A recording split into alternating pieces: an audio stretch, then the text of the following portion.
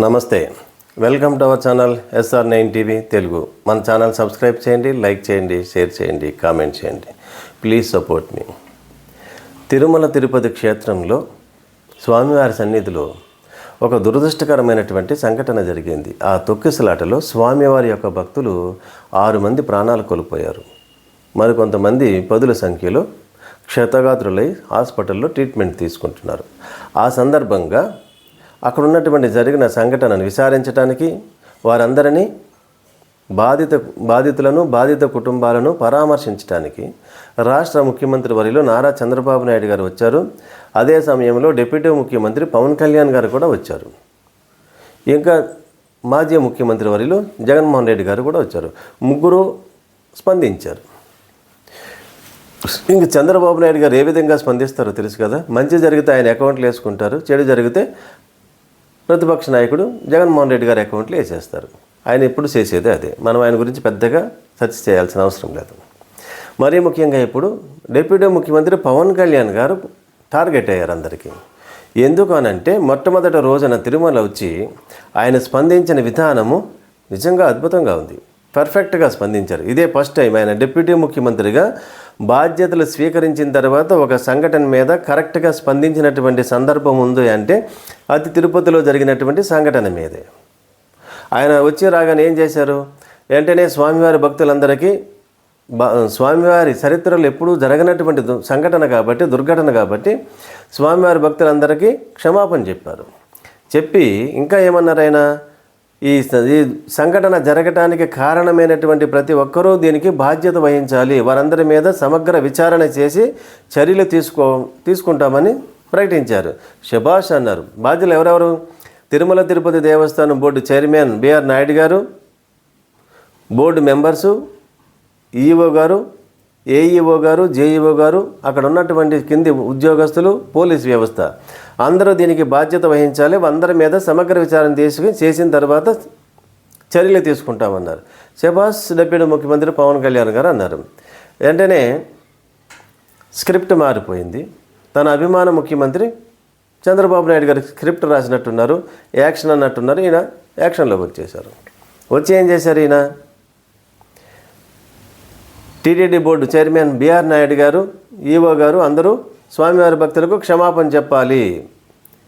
ఎందుకంటే క్షమాపణ ఆయనే చెప్పినప్పుడు ఆయన ఎందుకు చెప్పారు అన్నారు.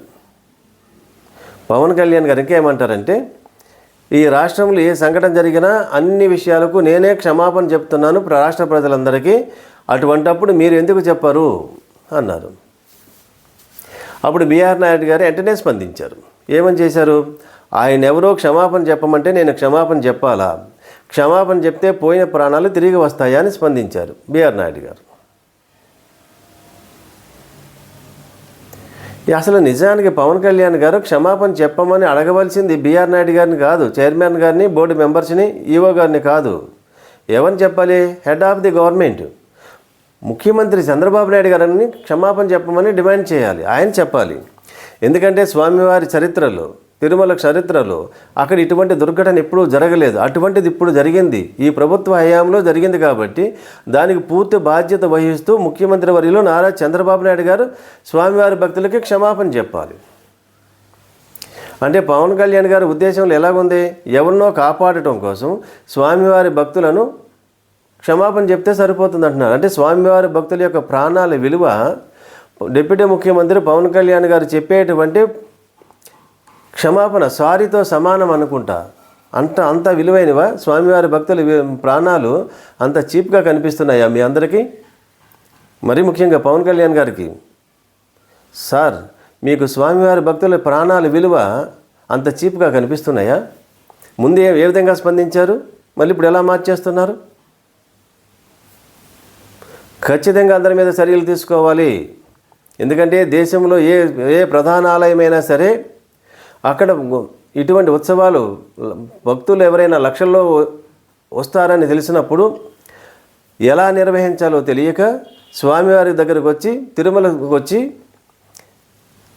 స్వామివారి భక్తులకు ఎటువంటి ఏర్పాట్లు చేస్తున్నారు, ఎటువంటి రక్షణ ఏర్పాటు చేస్తున్నారు, ఎటువంటి విధానాలను అమలు చేస్తున్నారు సమగ్రంగా పరిశీలన చేసిన తర్వాత అదే విధానాన్ని అక్కడ అమలు చేస్తూ ఉంటారు. అంటే దేశంలో ఉన్నటువంటి హిందూ దేవాలయాలకు ఆదర్శంగా నిలిచేటువంటి ఒకే ఒక దేవాలయము తిరుమల తిరుపతి దేవస్థానము. అటువంటి పరమ పవిత్రమైనటువంటి దేవాలయం ఇటువంటి దుర్ఘటన జరిగినప్పుడు సమగ్ర విచారణ చేసేందుకు బాధ్యులైనటువంటి ప్రతి వారి మీద చర్యలు తీసుకోవాలి ప్రభుత్వం. అది మానేసి డిప్యూటీ ముఖ్యమంత్రి గారు ఒక క్షమాపణ చెప్పమని కోరుతారా? స్వామివారి భక్తులు 6 మంది ప్రాణాలు కోల్పోతే ఒక బిఆర్ నాయుడు గారు ఒక క్షమాపణ చెప్తే సరిపోతుందా? వెంటనే బిఆర్ నాయుడు గారికి మరి ముందు క్షమాపణ చెప్పనన్నారు. ముఖ్యమంత్రి చంద్రబాబు నాయుడు గారు మరి ఏం చెప్పారో ఏమో తెలియదు, కానీ వెంటనే పవన్ కళ్యాణ్ గారు క్షమాపణ చెప్పమంటున్నారు కాబట్టి నేను క్షమాపణ చెప్తున్నాను స్వామివారి భక్తులు, కానీ ఆయన క్షమాపణ చెప్పారు. అంటే ఆ ఇష్యూ అంతటితో క్లోజ్ అయిపోతుందా? ఇంక విచారణ చేయరా? ఎవరి మీద చర్యలు తీసుకోరా? ఎవరు దీనికి నైతిక బాధ్యత వహించరా? పూర్తిగా నైతిక బాధ్యత వహించవలసింది తిరుమల తిరుపతి దేవస్థానము బోర్డు యాజమాన్యం. ఎందుకంటే పక్క రాష్ట్రం తెలంగాణలో పుష్ప 2 సినిమా సంధ్యా థియేటర్ దగ్గర జరిగినటువంటి దుర్ఘటనకు ఒక అమ్మాయి ప్రాణం కోల్పోయింది. ఆ అమ్మాయి కుమారుడు ఆసుపత్రిలో ట్రీట్మెంట్ తీసుకుంటున్నాడు. ఆ సందర్భంగా తెలంగాణ గవర్నమెంటు సంధ్యా థియేటర్ యాజమాన్యం మీద కేసు పెట్టింది. అదే సందర్భంలో అందుకు బాధ్యులుగా పుష్ప 2 హీరో అల్లు అర్జున్ గారి మీద ఆయన టీం మీద కూడా కేసు పెట్టారు. ఆ తెలంగాణ గవర్నమెంట్ తీసుకున్నటువంటి ఆ చర్యను డిప్యూటీ ముఖ్యమంత్రి పవన్ కళ్యాణ్ గారు సమర్థించారు. మరి ఆ సంఘటన జరిగినప్పుడు సమర్థించినప్పుడు ఆ తెలంగాణ గవర్నమెంట్ తీసుకున్న చర్యను సమర్థించిన డిప్యూటీ ముఖ్యమంత్రి పవన్ కళ్యాణ్ గారు మరి తిరుమల పుణ్యక్షేత్రంలో జరిగినటువంటి దుర్ఘటన మీద ఎటువంటి చర్య తీసుకుంటున్నారో మీరు చెప్పరా? చంద్రబాబు నాయుడు గారిని ప్రశ్నించాలి. ఇక్కడ 6 మంది స్వామివారి భక్తులు ప్రాణాలు కోల్పోయారు. అటువంటప్పుడు మీరు ఏం చేయాలి? ముఖ్యమంత్రి చంద్రబాబు నాయుడు గారిని ఖచ్చితంగా డిమాండ్ చేసి అక్కడ ఇటువంటి దుర్ఘటన జరగడానికి బాధ్యులైనటువంటి ప్రతి ఒక్కరి మీద చర్య తీసుకోవాలి. ఎందుకంటే అక్కడ సంధ్యా థియేటర్ యాజమాన్యం బాధ్యత వహిస్తే ఇక్కడ స్వామివారి భక్తులు ప్రాణాలు కోల్పోవడానికి బాధ్యత ఎవరు చేయాలి? తిరుమల తిరుపతి దేవస్థానం బోర్డు యాజమాన్యం బాధ్యత వహించాలి. ఆ యాజమాన్యాన్ని బాధ్యులుగా చేసి మీరు చర్య తీసుకోవాలి, సమగ్ర విచారణ చేయాలి. అందుకు ప్రత్యక్షంగా ఉన్నటువంటి వారందరి మీద చర్యలు తీసుకోవాలి. అది చెయ్యకుండా స్వామివారి భక్తులకు క్షమాపణ చెప్తే సరిపోతుందని సెలవిస్తారా డిప్యూటీ ముఖ్యమంత్రి పవన్ కళ్యాణ్ గారు? అంటే తెలుగు రాష్ట్రంలో ఆంధ్రప్రదేశ్లో ఇంకా చట్టము న్యాయం ఏమి పనిచేయవా? ఒక్క డిప్యూటీ ముఖ్యమంత్రి పవన్ కళ్యాణ్ గారు వచ్చి క్షమాపణ చెప్తే సరిపోతుందని భావిస్తున్నారా?